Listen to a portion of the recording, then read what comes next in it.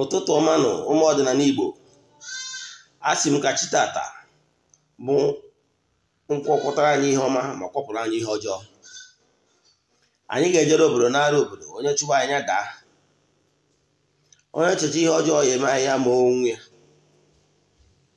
onye si ihe anyị ji wee dịrị anyị dịgbuo onye a na ndụ, onye si ihe anyị ji wee nọrọ anyị nọgbuo onye a na ndụ. Asị m na akakaka ya ama anyị na chichichi ya ama anyị. Asị m ihe anyị ga-eri bịa ihe eri ya bịakwana. Asị m ihe ọma dị n'elu ya dara anyị na ọdịnala ya pụrụ anyị ome ka ụwa were anya ha wee fụ. Asị m na anyị ga-adị ka echi maka na echi adị agwụ agwụ. Asị m na anyị ga-ejere obodo n'ara obodo, onye isi anyị na-awa aja ya were nke chụọ. Asị m na ụbọchị ihe na-agụ okporo ụzọ n'ụkwa ya apụọ ya, mana ọ pụgoro ya mara anyị ejecha nata maka na ọgọ na-akpacha n'aja ọfụma na-agba onye nwe ya na ya nwụkwuru agha efukwuru.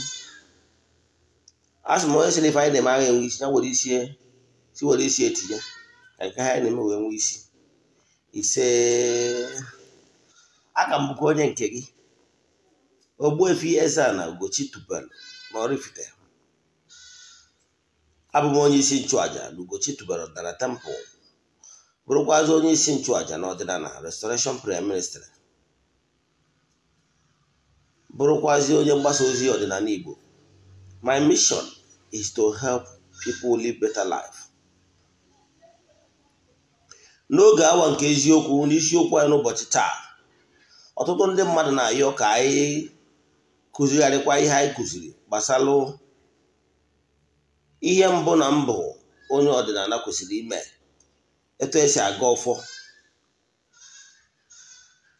maọbụ etu mmadụ ga-esi were na-aga ọfọ for 21 days. Ọ bụrụ na ị gbasigo afa mana ị nwere ike iji alụ ọrụ ihe ị kwesịrị ịdị emegoro n'aka onwe gị, wee yọba ndị afọ n'anya na ezumezu mmụọ nsọ gị, gwa ha na ikwetagoro ị ga-alụ ọrụ dị n'ụzọ gị, mana ọha zitere gị ego. Kebe eziokwu na ime ya na eziokwu na ezi asụsụ na ị ga-enwe ego ị ga-eji ọrụ dị n'ụzọ gị, maka na ịrụ ọrụ dị n'ụzọ gị bụ ya responsibility, ọ bụrụ ọrụ onye ọzọ. Ihe ọ pụtara bụ na o nwere ụgwọ iji na mmụọ, and ọsọ gị nwa ga-akwụ ya bụ ụgwọ. Ife ga-apụrụ dị gị n'ahụ. O nwere aja aja dị iche iche ị ga-achụ, aja dị iche iche ụkwazi aja mme akwụwara ụmụnụ n'ụbọchị nkụwara maka aja na enwere aja dị iche iche. Even when you are pouring libation, aja ka ị na-achụ. Mgbe ị mụnyere candle as a burnt offering, aja ka ị na-achụ. Mgbe ị na-atụ nzu, mgbe ị na-atụ edo, ihe niile abụ aja, because ihe si n'aka gị na-apụ ego ka ị na-ejigo ihe ndị a. So you do something. Mgbe ị na-emesara ka aja ka ị na-achụ, mana enwere aja bụ aja ihe mme, a sacrifice of the blood. Ọ dependere ihe na-eme gị na mmụọ na-agba gị ụgwọ na ihe ọ tụrụ anya n'aka gị. Ghọtara ya? Isiokwu anyị nke ụbọchị taa bụ ịga ọfọ na etu esi aga ọfọ, ya bụ prayer, and 24 na etu esi mmadụ nwee ike isi wee sonye na aja nkwuru ka a na-achụ for 21 days. O nwekwa ọtụtụ ndị mmadụ bịa na temple ha agba aka, mana afta ka ha bido chụba aja nkwụ, ihe ọma bido mebe. Ụfọdụ ụkwụ ndị abịa na temple mana ha nụrụ ihe nkọwara mee ha apply, obido wọk bara ha.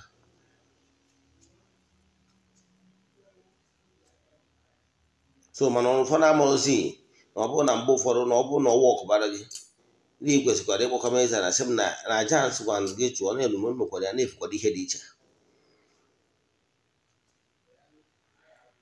That ihe ahụ ị na-ekwu is not for me to ask you for anything. No. At least if you don't have. Abụrụkwa m onye na-asị ka ya rekọdụ testimonies ndị mmadụ ọgọsọ ọ dịrọ necessary. That is my own understanding and vision. Mana ama m the lot of people have changed go life ọtụtụ ndị mmadụ. Mana uru ọ balụ bụ gị wee gwa m mgbe ị mere ihe ngwa gị mee ime ya ọ gaara gị. Ihe kwesịrị ịgwa mbụ ọ ga-eme m ewerukwa m ọchị jewe na ndị mụ na ha sosia ekene dịkwara gị nụ ekene dị ụrụ ụnụ onye dị etu a o kwukwara na ihe ngwara ya mee na omekwara ya anọ garịa ekene m ndị afọ ya maka na ezo agwụ m na ndị mụ na ha so bịa tinye aka ihe ahụ ngwara wee mee maka ihe m na-agwa gị abụrụ ihe ọsọ fụsịrị ma ọ bụrụ ihe dị ọsụ ihe obi m gwara m gwa gị ozi eziri m zie gị ka m ma ezi gị rituals a na-eme bụ ezumezu ndị mụ na ha so gwere m si gwa ndị mmadụ ha mebie maka ọdịmma ha. So nke ọzọ bụ anyị emechigo àjà anyị na-achụ kwa ọnwa nke ọnwa Maachị nke anyị na-enekarịzi anya bụ nke anyị ga-ebido n'ọnwa April 6. So ọ bụrụ na ị chọrọ isonye na ya bụ àjà anyị dị n'igwe isendịalụ m meseji na WhatsApp na ị chọrọ isonye na ya forward 3 prayer request gị then make donation to support that àjà anyị na-achụ kwa ọnwa then for more inquiries ị nwere ike send message ka nkọwalụ onwe ihe ịghọtara. N'Ugochi tubelu ọdịnala temple àjà ka anyị na-achụ maka na anyị kwenyere na àjà karịrị ọgwụ. Onye na-achụ àjà na-akwadoro onwe ya akụ na ụba. Ihe anyị ji maka ya bụ ọjị ihe a ka a na-akpọ ọjị n'ala Igbo ka bụ ọjị wara ịnọ ka bụ ose ọjị so alligator pepper.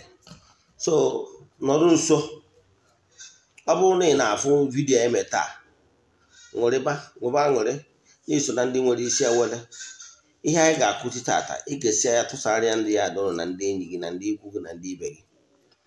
Ọnya bụ the greatest thing nwere ike imere onye ọbụla. Ejọgwụ na atụrụ ọmara atụrụ ofe isi n'ọfịa ngwa ndị ga-enweta the great opportunity but they will not put it into practice. Ị hapụziere onye anwa nke a gbasazieri ya inyere ndị mmadụ aka bụ our vision and our mission.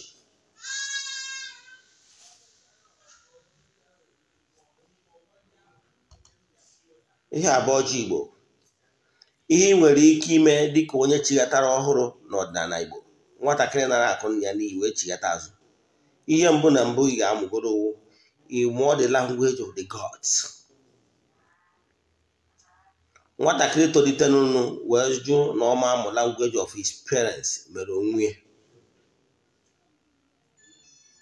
because since the nwatakịrị cannot communicate effectively with his parents then there is a problem. So you must learn how to approach the gods. Ndị anjelu nke Chukwu ndị na-ejere Chukwu na mmadụ ozi ndị ọ bụ ọrụ ha bụ the earthly governance, the day-to-day of earthly activities. Agwara m ndị mmadụ sị na earthly governance is prototype of what is happening in the spiritual realm. Wee gwụ na ụfọdụ ndị mmadụ na ha na-akpọ mmadụ iyi ha sị mmadụ God punish you don't understand how things work in creation. God can never descend so low. In fact, saying calling God to punish somebody is belittling God. It can never descend so low. Either punish ndị mmadụ Ifeanyi nwa Cynthia Jubril Aminu Chijioke Ifeanyi nwa ekere ọlụ eke Chukwu okike ọnwụ na-eme onye Chukwu okike anyị ma na the radiation and the vibration abroad ihe any human being can withstand. No human being can withstand that. So now what is important is this. What is important is this. Bụ na Chukwu okike kechalụ ke ndị anjelu nke ya the gods ndị ọ bụ ọrụ ha efu day-to-day of earthly governance, the laws of nature, ndị na-agagharị na-eme mma na-eji olu na-eji Igbo. So for you to benefit from this gross material, he must learn the language of the gods. He must know how to communicate. Nwatakịrị tolitelu ọmara the language of his parents, ọmara ụka ọ ga-esi wee experience onwe mgbe agụụ na-agụ ya. Nwatakịrị a ya nwụrụ agụụ. Is your duty. Maka na onye kwuo ebe a na etu o si abịa agbara ka anyị esinyere aka. Ka m nwere ihe mama arụ atọ akwụkwọ ndị ụka ọbịa sị na Matthew 7:7 sị yọọ ị ga-ayọta, chọọ seek you shall find, knock kụọ aka na a ga-emere gị. Na ọkwara ka ịma na-akụ aka ege ntị. So we must learn. It's their responsibility. Mgbe kwuo na nke mbụ na mbụ onye Igbo kwesịrị ịma. Once onye Africa, the son of Africa,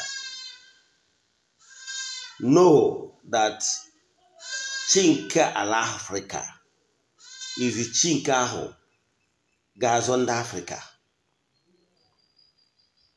Yes. So ejighata n'ọdịnala ihe mbụ na mbụ ị kwesịrị ime wee gbagoro afa. Mmalụ ihe na-eme na ya environment, ihe na-eme na ndụ gị. Mmalụ ọnọdụ gị na ndị iyi ụwa gị, ọnọdụ gị na chi gị, ọnọdụ gị na ya ancestors, ihe na-eme na ngwurube nna gị. Ngwurube nna gị ebe a na-agba ụta, ebe a na-enwe mpịawa azụ maka emeghị ihe kwesịrị ime. Ngwurube nna gị o nwere mmụọ na-atụghị anya ekele n'aka, o nwere ndị iyi ụwa gị chukwatara, o nwere mmụọ imejọrọ. Ọ kachasị ịbụrụ onye na-abụ na ị na-alọ nlọ, ị na-afụ onwe gị na nlọ, ebe ị na-egwu mmiri, ma ọ ebe ị nwere anything in connection with water, ma ọ ebe ị na-efe efe na nlọ, ma ọ bụ ebe nkịta na-achụ gị ọsọ, ma ọ bụ na mmọnwụ na-achụ gị ọsọ, ma ọ bụ na-agbawa ụgwọ, ma ọ na ị na-afụ eke na nlọ, ma ọ bụ na ị na-afụ ya departed loved ones na nlọ, ma ọ nwere some scary moment ị na-ada afụwa na nlọ, ma ọ bụ ihe ndakpo na-adakpo gị, ma ọ na-abụ idebecha ihe emechi chọwa ihe ebe idebere. My brother, if you are experiencing all these things, believe in me, ihe a bụrụ ihe a na-emere cast and bind. Ọ bụrụ ihe a na-eme I reject, it's not my portion, I reject, you know. Ọ bụrụ ihe a na-emere die. Ịghọtara ya? The solution lies solely on ime ihe ị kwesịrị ime. And ya bụ ihe ị kwesịrị ime bụ ịgbagoro afa mmarụ dị sure, maka na ọ bụ ịmarụ ihe na-aya mmadụ, ịmarụ ka ihe esinyere ya aka. Agwara m ndị mmadụ na ịgba afa mmiri emiwo spiritual lab. Agba afa mmadụ ihe na-eme gị, ọ bụrụ iwu na ya arụcha ncha ma ọ bụrụ na ị nwere ego. Ma gwa nke bụ eziokwu, ọ bụrụ na ị nwere ego rụcha ncha, ọ bụrụ iwu na ya akwụ. Ihe mmụọ chọrọ ogwu, yes, ekwetara m na m ya arụ ọrụ dị n'ụzọ m, mana enweghị m. True, honestly, don't have. Mana ọ bụrụ na ị nwere, ime ihe kwesịrị ime, maka na onye kwụ ụgwọ ji nwere onwe ya. Most of all ị ga-alụ bụ once and for all ka ị ga-alụ ya, ma alụọ ya ọfụma. Like ọlụ mmiri does not require you doing it multiple times ma ọ bụrụ na ị lụọ ya ọfụma. Ị align with mmụọ ma ịkwụ ụgwọ debt na ngwurube nna gị ewe ebe egburu mmadụ ma ọ ebe mebiri ihe ọdịnala.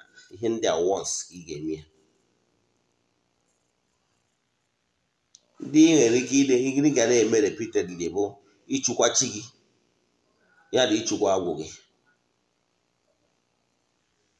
Ọ ha nwabụ the backbone kwesịrị ịda na-echukwa, maka na they are the ones on the forefront. Weta ihe ọnọ ka nkịta iji achụ nta, na-achụtara gị ego, na-achụtara gị anụ. Ọ bụrụ ọzọ iri anụ iri wụọ nkịta gị, so wee jechụta ya bụ anụ. Ịghọtara ya? Ịgbacha afọ mara ihe na-eme gị, iji ego lụọ mmadụ jiri ego, ịmadogo where to channel your strength. Example, ọ bụrụ na onwe onye ahụ adọrọ iwe jee wee gwa gị n'inwe diabetic n'inwe ọsa. Ọ bụ ọzọ mmadụ ya agwa gị n'inwe ọsa na ị ga na-asọ nri nwere ose too much, n'ịmago some diet you will not eat maka ndụ gị. Nke abụọ, ịmadụ gị ihe gbasara ndị mmiri gị, ịma ihe gbasara na ndị nwere diabetes, ịmagoro ya asọ shuga. At least ọ bụrụgoro the thing ị ga na-eme wee na-akọntrol ya condition pending mgbe ị ga-enwe ike wee gwọọ dozu ọrịa. Ịghọtara ya? Ka ọ ghara ịgba, ọ bụrụ na ị na-ede diabetic na mmụọ ị na-eri small sugar, ma ọ na ị nwere ọsa na mmụọ atụ ka mma ị na-eri mmụọ pepe. So ya mata ya, ọ bụrụ na ọchị gị igwere akwa ọkụkọ Igbo akụwa gị chụwa vidio ebe m kụwara etu esi eji akwa ọkụkọ Igbo eze mmụọ iwe. Iwere akwa ọkụkọ Igbo wee eze mmụọ iwe, ya ọchị gị si ya biko n'ikwetago n'ihe eme ihe kwesịrị ime mana ị nọrọ ihe mgbu imecha ya ize mmụọ iwe. Jee nere vidio ebe m kụwara etu esi eji akwa ọkụkọ Igbo eze mmụọ iwe. Akụwago m ihe tete bụrụ ihe dị sie imesie ya.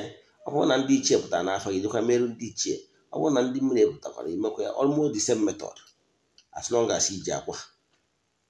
Imecha ya emuzie ka esi aga ọfọ. Ihe a bụ ọjị Igbo. Ọjị a bụ ọjị gbara ịnọ representing 4 cardinal point afịa naanị ụbọchị naanọ.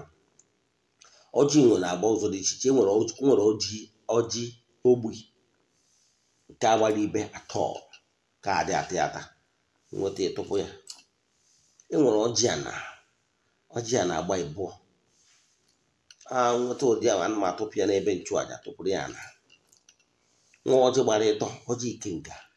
Ọjị ikenga bụrụ mmadụ niile na-atụ ya, mana anyị nwa ụmụ urudo Amaechi Ezumere Oraifite anyị na-ata ya ọjị ikenga.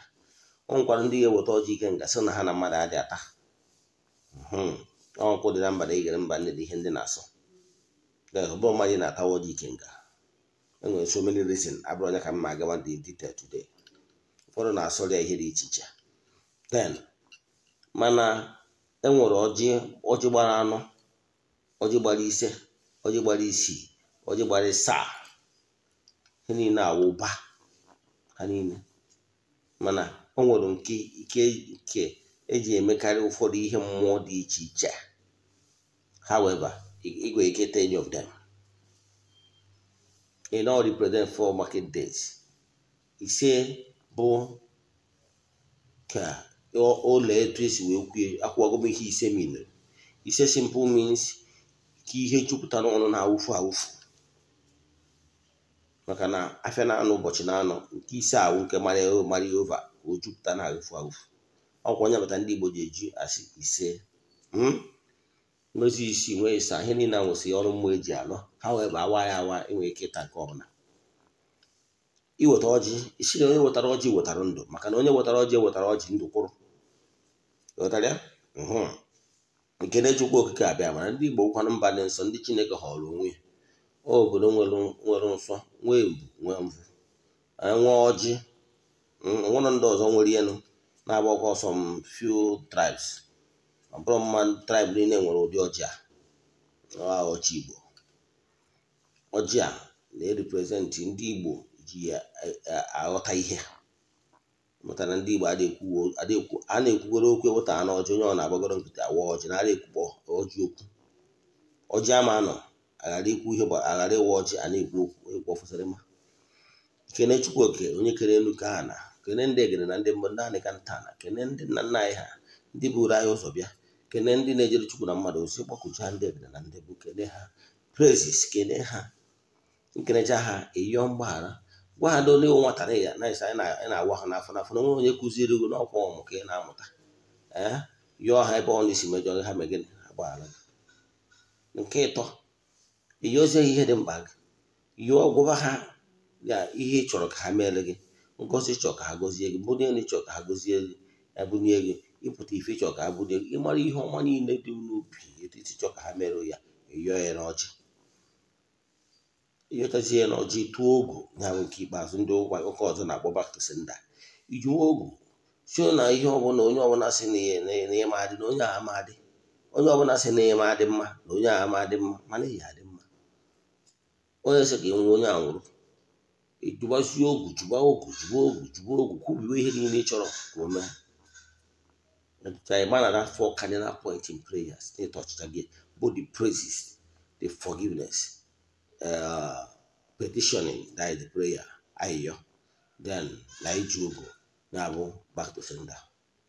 You go to Chihini now, you go to Chihini, Wanya Boji. Could be a wokunata, Nihoma game. Now you got the cage, Makanesha, and wow. As for me, I get here, I becona. A Kakakaya, my Najija, my. I get you over and I got a no, but so here I go both and I got one man. I put an only for my and I am a buy. You go don't know for coaching in a watch. Ojibo, oh, you were Ojibo, you wine. I won't even on bomb or 3 I know doking. You were on Tigon at the line or a wapia. If on our job, but they know. Aquan mono was a western or Oji will okay on me. We're saying one anchor, made you more good, so you got here. For this one, you follow down part of it here. Because it's in Bamba, they can wine. For here, I'll look at Hawaii. Or Joanne.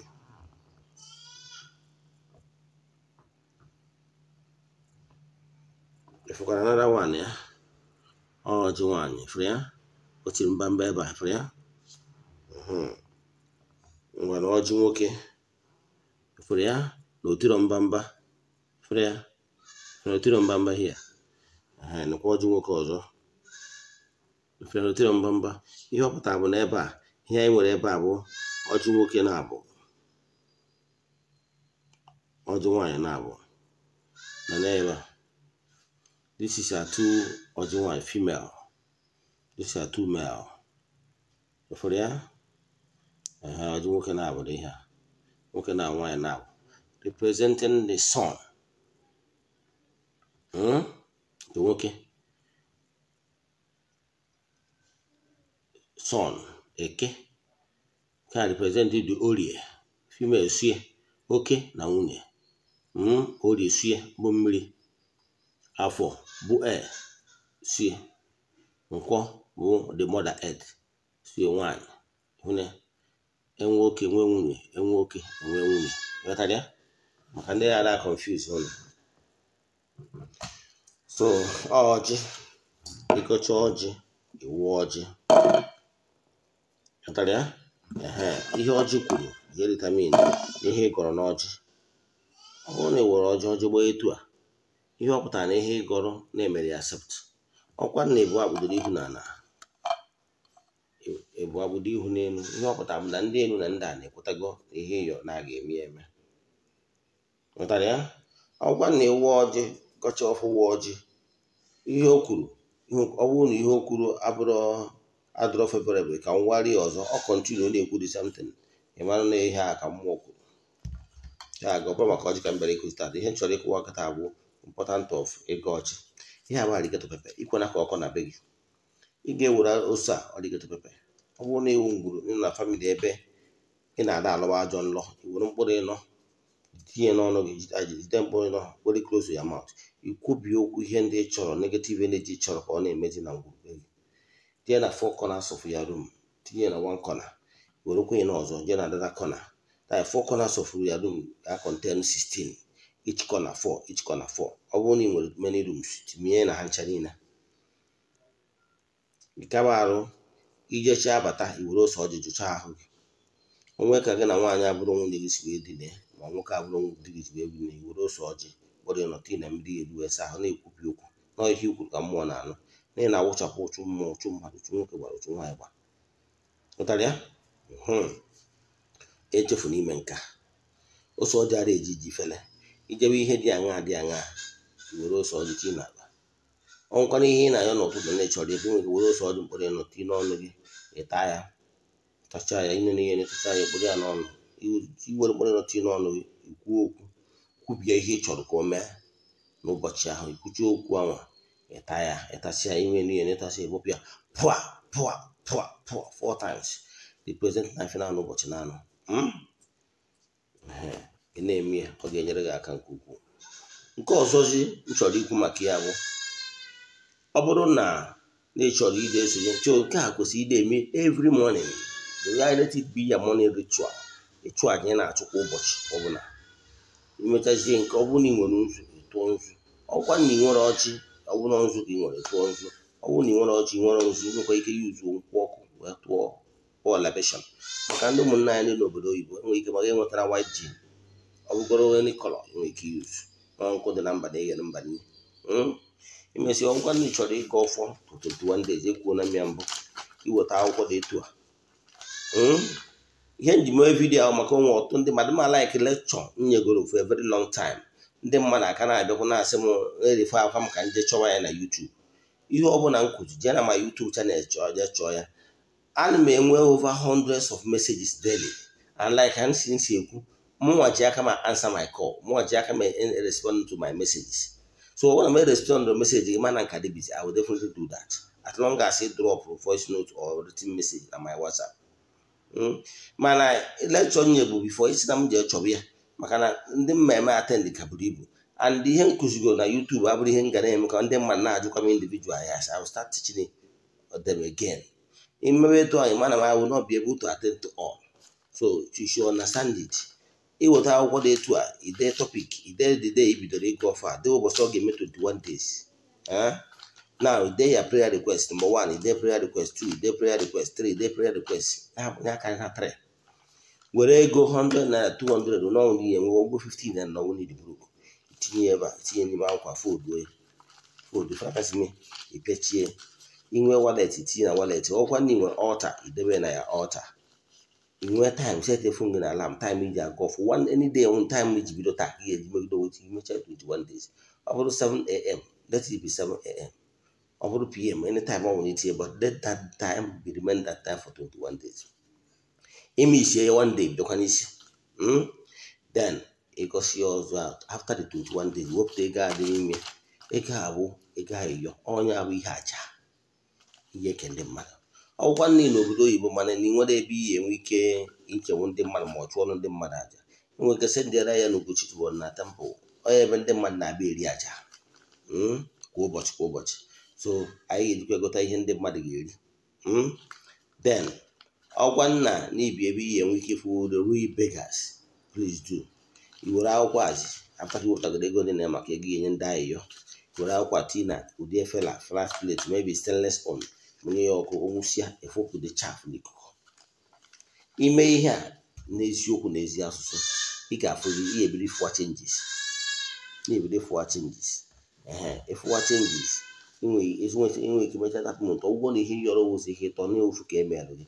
Start the next month, start afresh with other recording request. Mana ị na-emekwa ya wepụkwa aka n'ihe ọbụla bụ nsọ ala. Try to start living a new life. Ọ bụrụ na ị na-edi na nwunye mmadụ gba ọsọ. Maka na ọ na-amụ ụfọdụ mfu ka nwa nwaanyị mmadụ eji na-edi na nwunye mmadụ. Principles ụmụ bụ ka ha ma nnọọ capital nsọ ala. Adị m ekwuzi okwu ndị homo na ndị lesbian ka m ekwu okwu that one. Maka na ọkpara nkwa ahụ si bịara ọrụ. Wepụ aka n'ihe ọbụla ọdịnala agbara alụ n'ọdịnala Igbo. Mebe ihe ndị a chụpụ aja bụ na ị nwere ike na-eme ọdịnala abụrụ magic is a way of life. Mgbe nwere ike ibido gọwa ọfụ mmụọ nwere ike na-asị ha nwa nke a ochi ya taga azụ ka ọ n'ọjọọ ka ọ mee maka mụnwara ọ na-ene gị. Show them ihe niile dị consistent na oku a n'ijigata go back to your root. Consistency is the key. Consistency is the key. Or you may time you go see the serious. You must determine. Both can do for the fastest man on earth. Carry here will secret behind also no consistency. Try to raise bar. Consistency. Macha nwe call na okay me na akwụkwọ ndị ụka ọbịa. Na-enwe nwoke onye ọkaikpe. Nwoke asị ya datụ mmadụ igbo ọbụla. Mana ụmụ nwaanyị onye agbata obi na-ayọ eko dị kpepụta n'ụlọ ikpe mana nwaanyị enwere ego. Nke a wee sị mba na ya dara aka akụkọ ndị mgbu. Dara aka akụkọ ndị enwere ego. Nwaanyị ama akwụ ya ụgwọ legal services. But nwaanyị a keep coming every morning. Nwoke a wee sị oh no If I continue to ignore this woman, she will not allow me to rest. Yes, keep on doing that. Enwere ndị ọ ga-aba alụsị ọrụ mmụọ bido nke ha within 1 week enye testimony, when they 2 weeks, when they 1 month. Mana chi abụ otu ihe ji gị na ihe ji ndị ọzọ abụrụ ofu. So never you give up. Never you expect na ibido anụ ọdịnala tata. Ọdịnala abụrụ ọgwụ ego. Come on, start changing your inner attitude.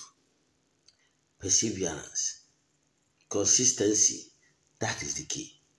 Mgbe ị na-eme mmụọ nwere ike na-eta sị hai na family nke a anyị chọrọ ịpịa ọha azụ maka ụtọ na ọha mere megide ihe ọdịnala dị na gburugburu nna ị ka na-ayọ biko nụ gbagharanụ m ụgwọ nụ na-agbagharụ gburugburu nna gbagharụ m onwe m bụ Ifeanyị everyday ị na-ekwu nwanne mmụọ ya agbaghara gị. Ọ bụzie nọ nke e nyere anya na-aga achụ nnukwu aja ebe ọ bụrụ ebe a kwafuru ọbara ebe biri ihe ditamin na-aga egburiri ihe mme, ha nwere ike sị gị maka ije chụọ aja ihe mme ka ị nwere onwe gị, mana ọgwụkwọ ma ihe nwe onwe n'ihe nwe onwe gị. Mana mgbe ị mere taa mee echi isi na ime emezi, onye ka ị na-edisivu? Onwe gị ka ị na-eme. Ịma na omemma na-emere onwe ya. Inwe ajụjụ na ihe a nkụzi taa, send them message na WhatsApp 08057837672. Ogbuefi EZE-ANA Ugochi tubelu oraifite bụ afa m. Ihe eji enwe nweta na YouTube. Send them message aga m enyere gị aka. Mana ịbịakwute na Ogbuefi EZE-ANA Ugochi tubelu oraifite sị m na ị chọrọ ka agwọ ọrụ ọgwụ. Adị m agwọ ọgwụ ego, adị m agwọ oke ite, adị m agwọ Igbo. Ihe onye nchụaja ka mbụ ihe m na-eme bụ mmasị afọ miri emi amara ihe bụ nsogbu gị, mara mmụọ ndị ị ga-echukwa, ndị a ga-awara ọjị, ndị a ga-atụrụ nzu, ndị a ga-atụrụ edo, ndị a ga-atụrụ nkwụ, ndị a ga-atụrụ aja ihe mme. Atụcharụ ha aja ịfụ na onwere ozi mmụọ na-agba gị ụgwọ. Echukwa agwụ gị maka na agwụ na-achụta ego. Echukwa agwụ agwụ gị na ebe ọ bụ na-echukwago ha chukwa ụmụ mmụọ niile so gị na iburu ọzọ onye ikpe mara. Ebe ọ bụ na emere ọzọ onye ikpe mara andị na ịchụkwago ha, akpọzie ụmụ mmụọ niile ahụ ịchụkwara, ezumezu mmụọ niile ahụ ịchụkwa, ndị iyi ụwa gị, ndị otu, ndị ọgbanje gị na ndị ya element and agwụ ikwu ndị gị na agwụ ikwu na akpọzie ha wesịa ngwa ha bịa gozie gị. Ihe a bụ the natural way of things happening back to you. Ịkpata ego bụ ego gị. You never step on toes of anybody, therefore nobody will step on your toes. Onye gwọrọ mmụọ ekwetara ya maka na ezumezu mmụọ niile gị na-asụ, ndị iyi ụwa gị na ndị otu akwụdogoro gị. Onye abụ ọlụ Eze-Ana, and onye abụ ihe ọ bụla onye bụ ezigbo onye ọdịnala chọrọ ịdị ndụ ka nka ihe ọ ga na-ejefọ. Ọdịnala bụ ụzọ ndụ. Medo ihe dị n'ụzọ gị ka mmụọ ọbụla ghara ịdị elezi any accusation against you in the spiritual realm, which nwere ike ire emebiri gị ihe. Ịgbara na ọ bụrụ na ịjụ na ime echukwa mmụọ dị n'ụzọ gị na ị nwere ike jegwogoro ọgwụ anya na-agwọ mmụọ emebie ya, ị mara maka na etu a nnọkọta ị nweghị ike ijide m ụgwọ jegoro venza. Ijide m ụgwọ je mere ugogoro venza iwe ka na-ewe m. You know why? Na ị kwesịrị inwe ike iji m 500,000, iji m 100,000, ị kwesịrị ịkwụ m my 100,000. Were 6 million, 8 million jegoro venza. How do you expect me? Okay, you expect me to be clapping for you? So ọ bụrụ na ị mere udo wute mmụọ nna gwurube nna gị ihe ọma ha na-eme, now ije na-eme aka ọfụsịrị ma you expect them to be clapping for you. Ka m kwụsị ebe a. Tinyata n'ọdịnala bụ ụzọ ndụ. Ya gazie.